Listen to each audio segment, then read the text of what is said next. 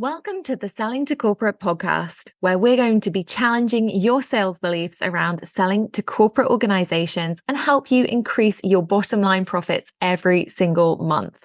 I am Jessica Lorimer, your sales expert and guide in this world of selling to corporate companies, skyrocketing your company sales and making the impact that you really want in the world.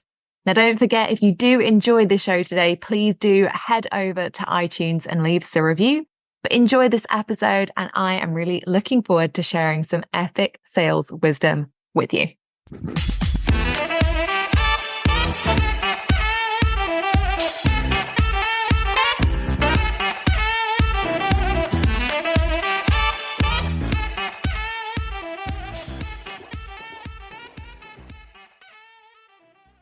Hello. I am recording this as I am getting ready to move house. And for those of you who've ever moved house, possibly not as prolifically as I have, as somebody whose parents were in the army and then married somebody in the forces, you will know that I am currently surrounded by packing boxes, the size of which are like me. I have stacks of packing boxes that are my height now, and also parcel tape. I don't know what happened between our last move and this one, but somehow I've ended up with more packing tape than ever. And I don't know whether it just multiplies over the years. So if you've got answers to that particular life mystery, pop it in an email. As always, I do want to start this episode by saying, if you haven't had an opportunity to grab the sales tracking spreadsheet yet, then make sure you do. You can still grab it at the link in the show notes. And it is really a fantastic resource for making sure that you're tracking your revenue accurately and making sure that next year you'll be able to go back and look at your data and figure out exactly what's gone well, what hasn't, what's been the most profitable, what has needed additional work that perhaps you didn't expect.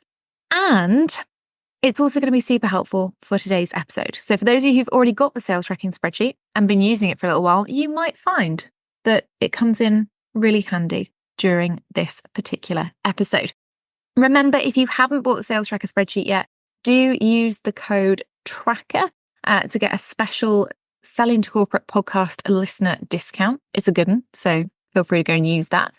But also remember, if you haven't bought the sales tracker spreadsheet yet, it is not something that is set to a certain date.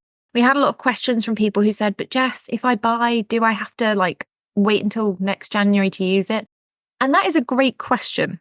Also, the answer is no, because I got really frustrated when I would buy things that would be like calendars or, it'd be like content calendars and things like that. And it would always start in January.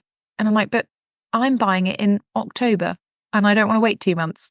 So if that is you, don't worry, you can actually start to use the revenue tracker from wherever you are in your financial year, and you can customize it to make it even easier. So if you haven't got that yet, make sure you do hop across.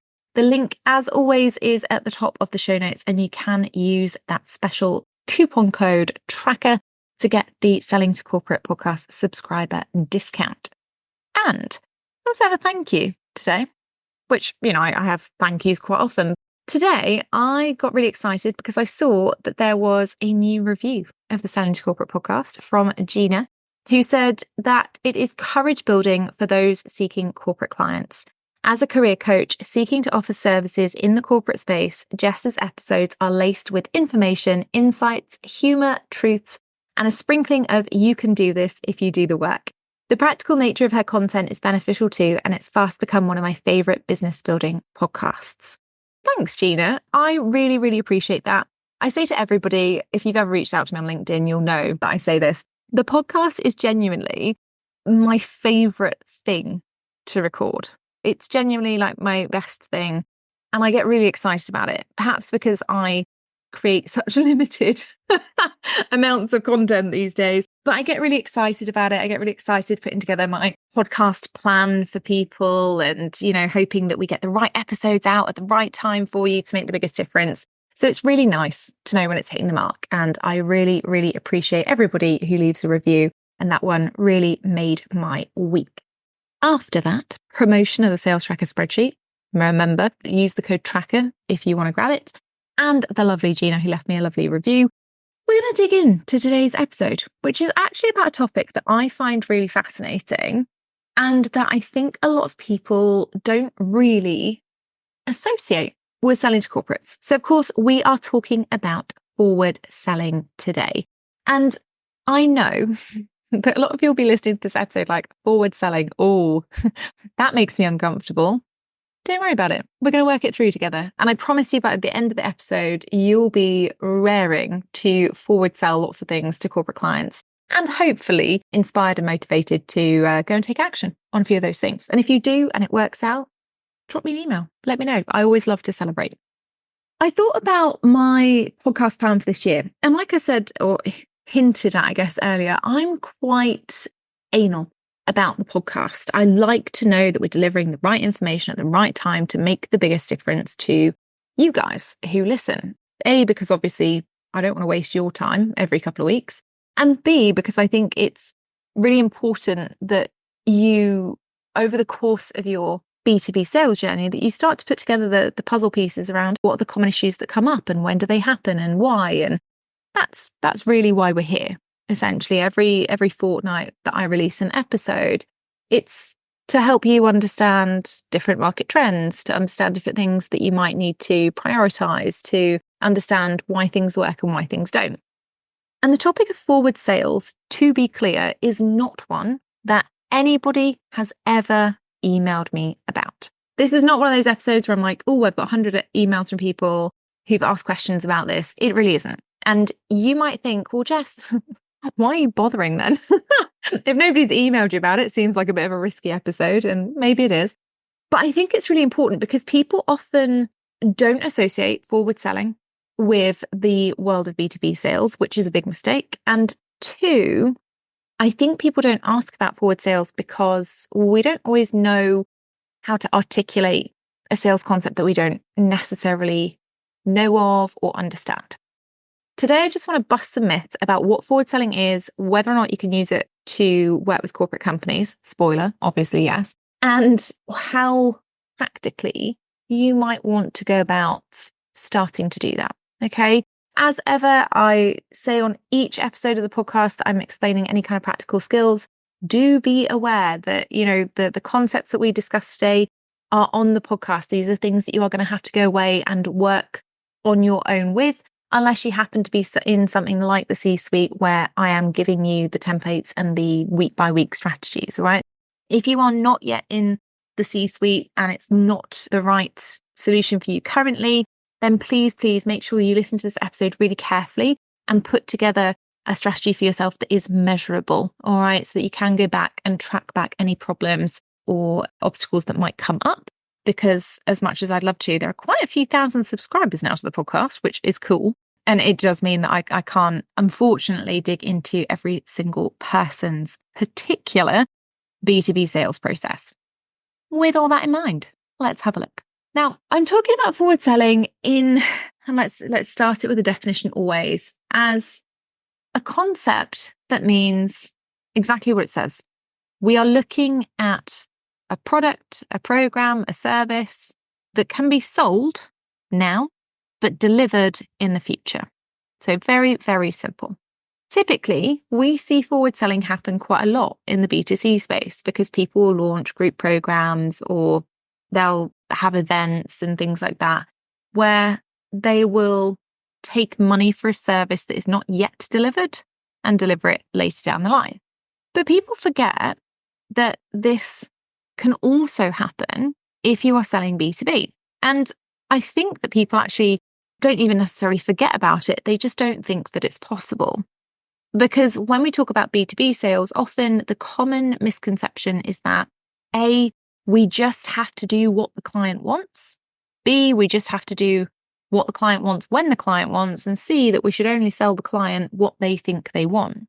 And all of those things, sadly, are incorrect. Because the reality is that whilst clients are usually supremely intelligent people, they're not always the expert in the same area that you are, which means that they don't always have the ability to make best decisions about what they need, when they need something, or even practical things like the delivery method that's going to be most effective. What can end up happening is that inexperienced salespeople can sort of buy into this idea that, the corporate decision maker is always right and that we should always do what they want, when they want, and, in the method that they think is best.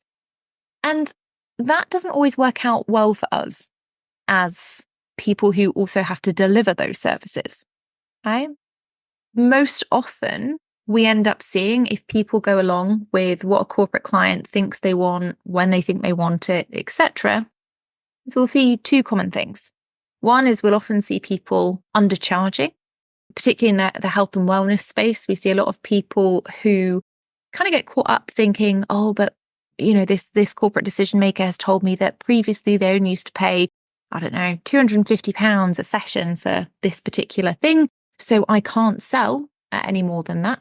And that is not the correct mindset or pricing strategy to operate within. So if you're currently doing that, please take a listen to other episodes of this podcast and make sure that you are not just having your pricing dictated to you.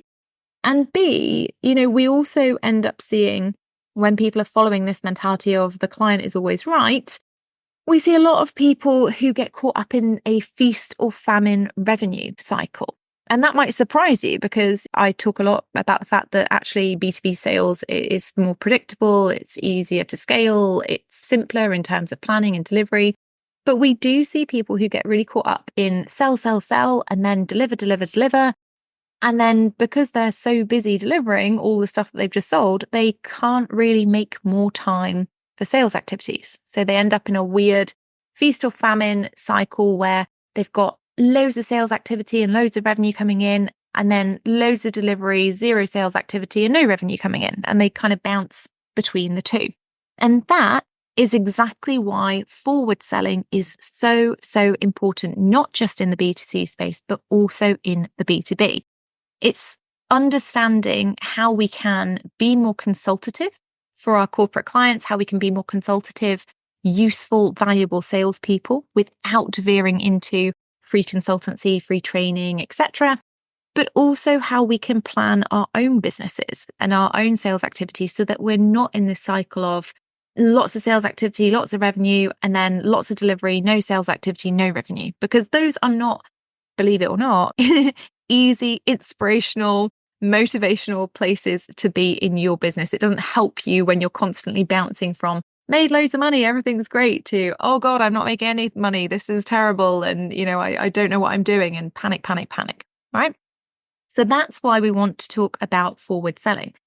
And in order to understand forward sales as a concept and understand whether or not it can work for you, and to kind of develop confidence and competence with the skills and mindset that you need to be somebody who is a successful forward seller, we have to address a couple of specific areas. Okay, so we're going to talk about 3 or 4 slightly different areas, all to do with forward selling on this episode.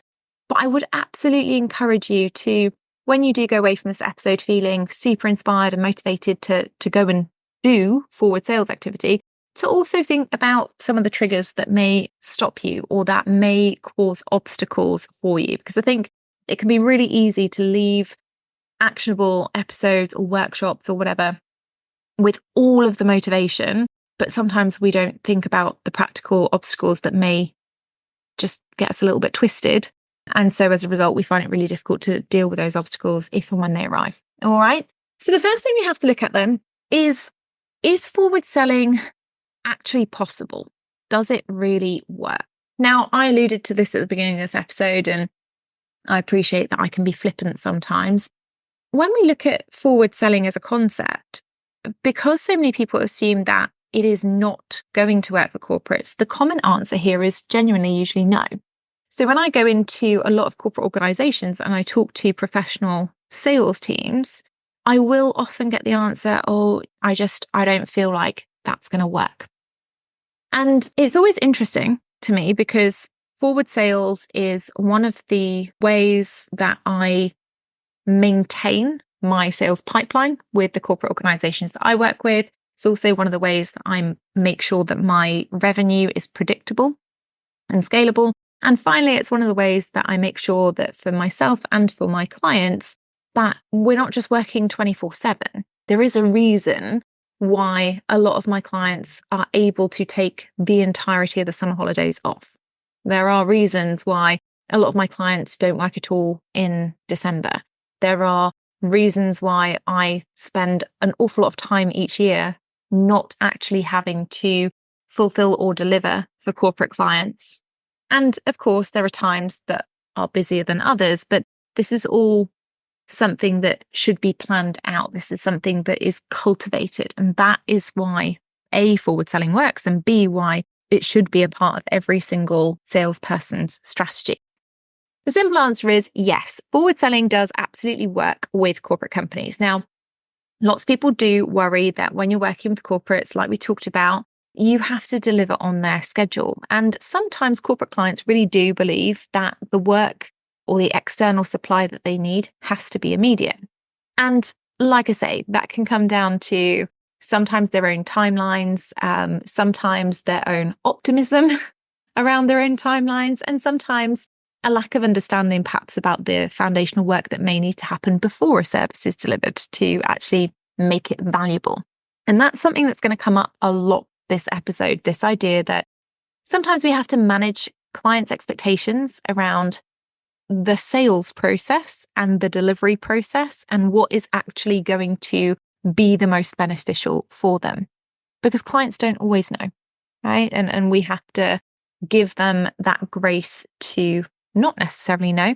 And we equally have to be bold enough and consultative enough to readjust and manage some of their expectations around that.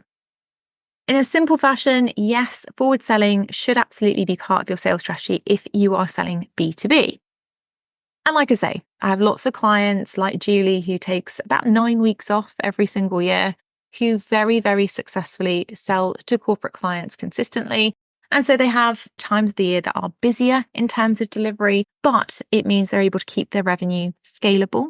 And most importantly, that they're not overwhelming themselves either. They're never in a position where they just physically don't have any brain time or capacity to do forward business development, lead generation, all the things that we know we need to do in order to keep our pipeline going. The thing that comes up here is that people will say, but Jess, I've never forward sold. If you're telling me professional salespeople struggle to forward sell, oh, this makes me uncomfortable. What can I do? We have to start looking at the common objections. And most of the time on this podcast, when I talk about common objections, we're talking about the stuff that comes up from the client. For example, when we are in lead generation processes, one of the most common objections in the lead generation process is it's not a priority for us right now, right? If you're somebody who's sending out lots of LinkedIn messages or you're using cold email outreach because you know it's the best, or you're doing networking or whatever lead generation strategy you're employing, and you're hearing, oh, it's not a priority for us right now. Well, that's true. It might not be a priority for them right now. But that's exactly why forward selling should be happening, right? Because while something might not be a priority for somebody now, when it is a priority, it also means it's probably going to be reactive. And when something is reactive, it means it's at short notice. It means they're probably going to have to pay an external supplier more because when something's reactive, it's going to give somebody, i.e. me or you or any other external consultant, trainer, speaker, or done for you service provider, a lot less time to work on that problem, which means that it's a lot more expensive to do.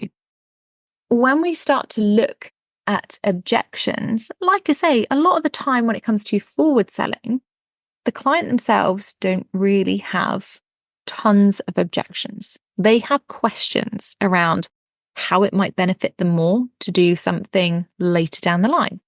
They might have questions that are practical around, well, if we pay you now, what does that mean? Or would we need to pay you in an installment now and an installment when something is delivered? They might have other questions around what happens if other people join our team between now and the time that you actually deliver a workshop, a session, coaching, etc. Clients will often have questions about forward selling, but they're usually around the practicalities. They're not usually objections in terms of things like, well, we just don't have budget, or, well, this is just never going to be a priority for us, right? The interesting thing about forward sales in the B2B space is that the people who have objections around forward selling are the people that we wouldn't expect to. And that is us as sellers. Most of the time, the people who have the objections around forward selling are sellers. And that is because a lot of the time, sellers, just like you, just like me, worry to the nth degree about what might happen in a B2B sales process. So sellers will spend a lot of the time thinking, but, will forward selling really work for my niche? Or won't the client want something immediately? Or what if the client wants to pay for it now? Should I have to add more value in so that it feels like they're getting something now and then getting something later on, Or worst case scenario, the thing that a lot of us worry about is, if I have a waiting list, or if I have to manage client expectations that I can't deliver now, and they might need to wait a month, 2 months, 3 months. I often work up to 6 months in advance. What if they go and find somebody else, right? What if they go and find somebody else who can deliver now? And that is a scary thought for a lot of business owners, because a lot of business owners who are selling to corporates do not have enough in their pipeline. It's completely normal to worry, what if they go away and find somebody else who can do it quicker because I'm not available? And unfortunately, the only way that you will ever get over that particular mind monkey of yours is to get more in your pipeline, right? You will only ever stop worrying about what if they go and find somebody else when you are at a point in your business where you've got that pipeline, you're having regular sales calls, you've got a volume of opportunities that you are actively creating and you have more control over. That is when you stop worrying about, well, what if they go and find somebody else? Because the reality is, there will be some clients who just say, oh, we would love to use you, but we just can't wait. And for whatever reason, they do have that immediate need, that immediate priority, or that reactivity, and they just can't change it. And you can't change your diary without overworking and overwhelming yourself, right? There will be those instances. And it's really, really important that when you're thinking about this idea of forward selling, A, not every sale can be a forward sell. And B, sometimes opportunities don't work out. That is why it's so important to put more opportunities into your pipeline. If you are not already doing that, you know that you need to be taking different actions. You know that you need to be able to build a pipeline. So make sure that you're using resources just like this podcast, other resources that I have available for free on my website, to go and create those opportunities. Because if you're not, it's not going to ever feel comfortable, feel safe, feel predictable. All right. Anyway, that part of my lecture over. So the common objections that come up about forward selling really are not usually from the corporate client themselves. They usually are from us. And it's usually a confidence issue, right? It's our own confidence in our ability to manage client expectations. It's our own confidence to be consultative with clients and push back on what they think they want and need and when they think they want and need it, and to be able to give clear advice on what actually might be a better option for them. And also it's our deep-rooted fears around, oh my God, I'm a business owner. The money and revenue in my business is solely dependent on me to go out and earn it. So what if they do go and find somebody else? We always have to factor those things in when we're thinking about the work that we want to do with corporate organizations, which brings us into this next piece, really, of the forward selling journey. And that is, who should be forward selling? And this is a great question, if I do say so myself, because obviously when I was planning out this episode, I was like, well, these are the things that I should cover. So I'm loading some praise onto myself here. Whilst hilarious, it is true. Who should be forward selling is a good question, because it isn't everybody. Okay. When you are newer to B2B sales, you need to be focused on building your pipeline, on doing the work that you can reasonably manage in your diary now, and probably focused over the next 12 weeks. Okay. That isn't necessarily about forward selling, right? You might organize and sell a couple of workshops. You might sell virtual keynotes. You might sell one-to-one coaching. You might sell I don't know, website design that is going to happen over the next 12 weeks or so. But typically when you're first starting out, you will be selling to corporate clients and delivering within a 12-week period. And that's not really what we would identify as being true forward selling, because true forward selling is about selling something now that will be delivered in the future and outside of that initial 12-week period. Okay, so think 3 months plus, 3 months, 6 months, 9 months, even 12 months down the line. I've got clients who forward sell every single year, a year in advance. And as a result, it means that their revenue is easier to predict for future years than it perhaps was when they started out. If you are newer to B2B sales and you are not at the point yet where you can forward sell and actively manage client expectations and pushback, etc., then now is not the time for you to focus on it. And that's totally cool. Okay. Instead, when we talk about forward selling and who it's best fit for, we're really talking about those people who already understand what they're selling to corporate clients and who understand the seasonal or topical reasons to forward sell. Okay. What does that actually mean in normal person speak? Well, essentially that means people who've got probably 1 to 2 years experience selling to corporate clients and delivering to corporate clients, because I'm seeing a lot of people in the space at the moment who are saying things on the internet about, oh, I think I'm going to sell to corporate clients, or I've sold to a couple of corporate clients. And, we're talking about consistent.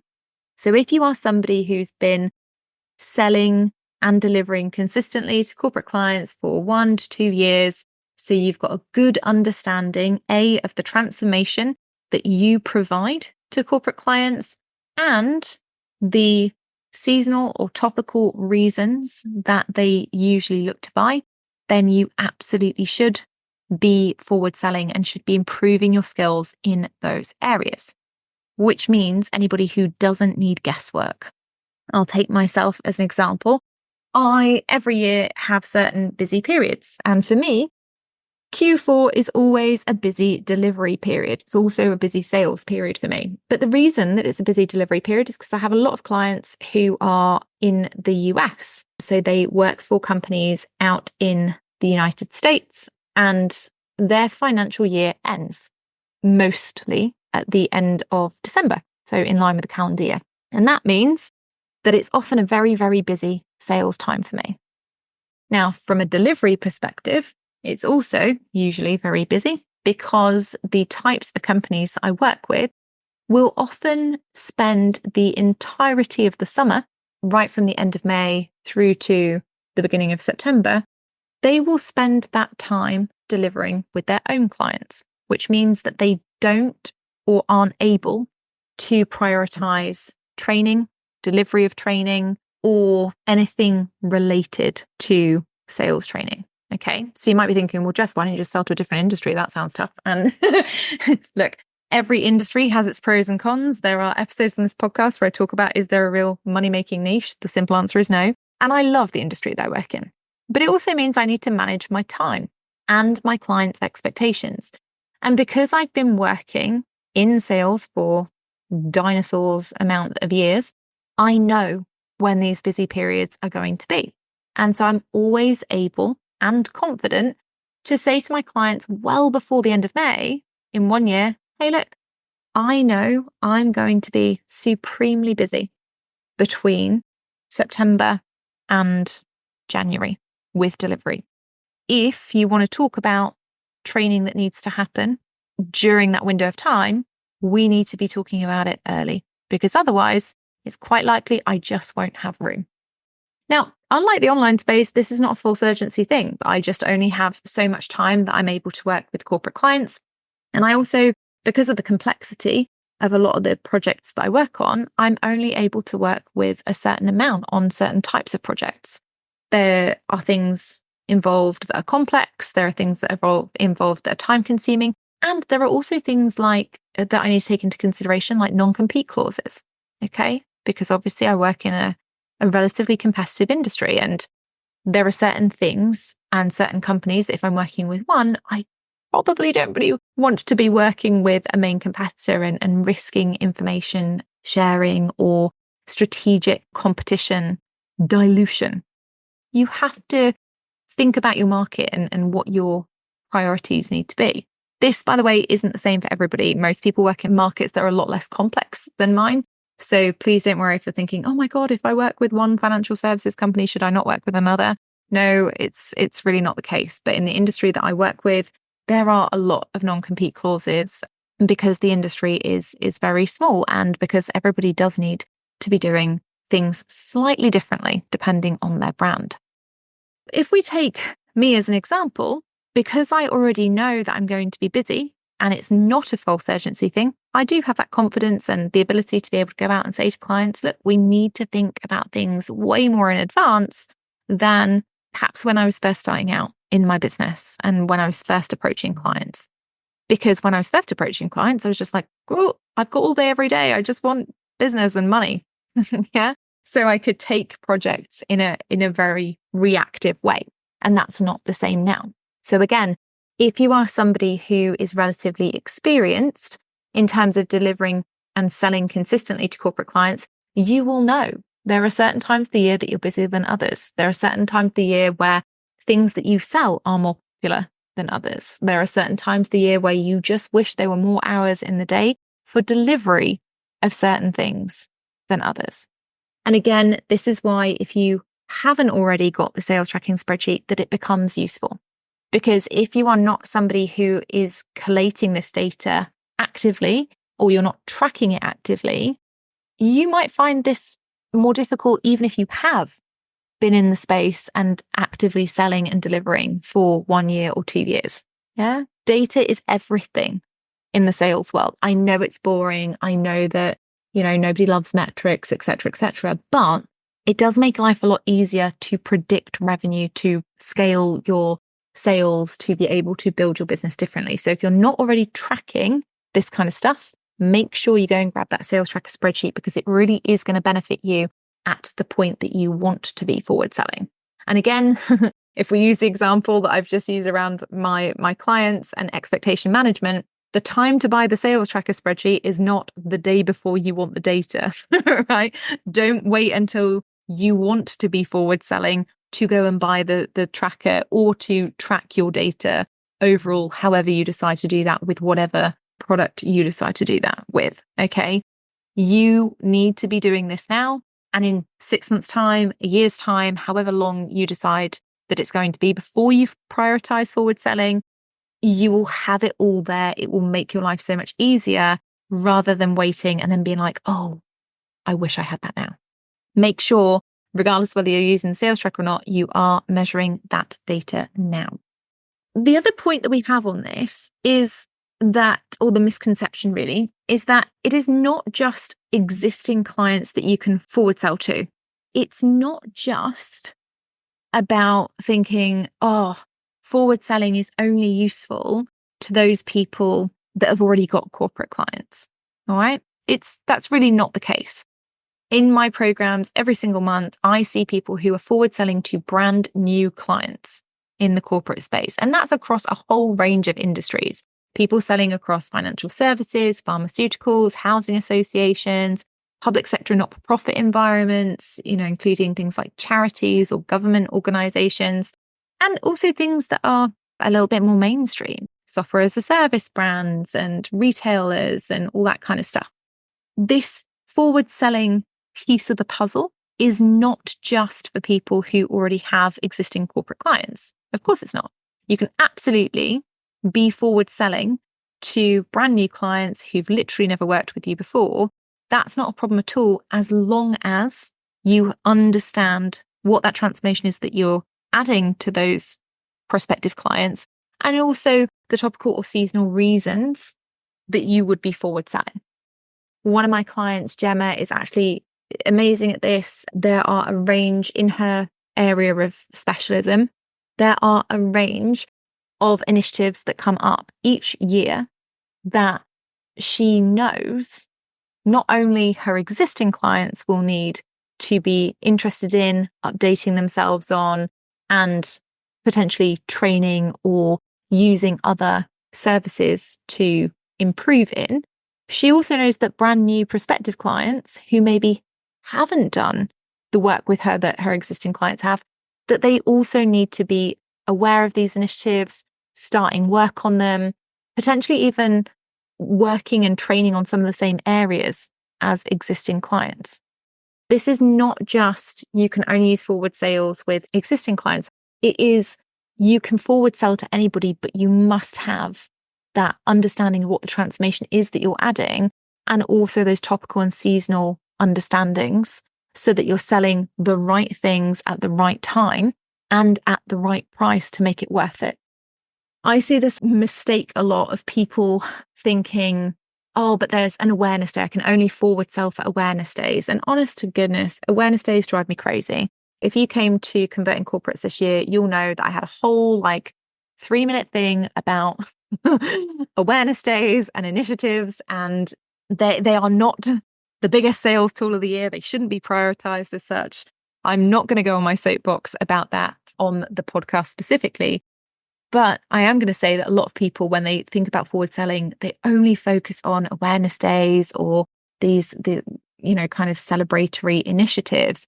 And that, yes, is the easy way to look at it. You'll get a lot of people who forward sell for things like World Menopause Day or Mental Health Awareness Month or Stress Awareness Month or other things that are related to particular awareness days, weeks, months, etc. There's also a lot of competition around that, which is why it makes it harder. So whenever anyone says, oh yeah, the best thing you can do is forward sell for an awareness day, it might be. But if you're not a confident, competent seller, if you don't understand the transformations that you're offering, if you don't already have a clear and concise offer that you're putting forward for that, and you haven't articulated it in a commercially viable way, then actually you may find that you're losing out to people who already forward sold for that particular awareness initiative time period, or that you lose out to competitors who perhaps a bit more worried about their pipeline, undercharging, and all the other things that can fall into our competitor markets. When you're thinking about forward selling, it's not just forward selling to existing clients or forward selling for particular awareness initiatives. This really is about being confident in the transformations that you're providing, being able to be intelligent and curious and creative about the topical or seasonal reasons that those skills that you have or those services that you have would benefit clients more at a particular time of year than another. And also competently managing client expectations and being able to confidently push back when clients think, oh, I just need this immediately, right? Because a lot of the time, like I say, they don't. If you are thinking about forward sales, those are the things to consider. Making sure that you have developed the confidence and competence to manage client expectations and adjust them when necessary. Making sure that you are confident in your own sales values, so knowing what the transformations are that you provide and the topical or seasonal reasons that they would be more beneficial at one point of the year than another.